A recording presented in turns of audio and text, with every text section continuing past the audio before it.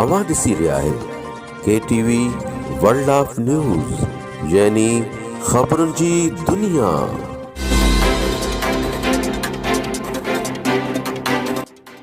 हींअर पेश आहे ब्यूरो चीफ सिंध जहांगीर अबड़ो जी घोटकीअ मां रिपोर्ट।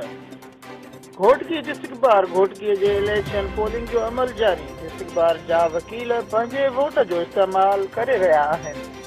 घोटकी इलेक्शन दौरान वकीलनि जा मरकज़ी उहिदेदार बि पहुतल। घोटकी डिस्ट्रिक्ट बार घोटकीअ जे इलेक्शन दौरान वोटिंग जो सिलसिलो जारी।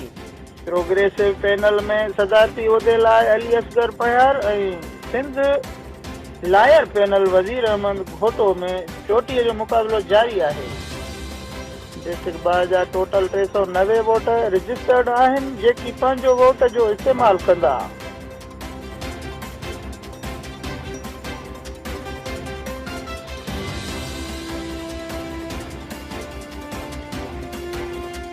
ख़बरुनि जी दुनिया।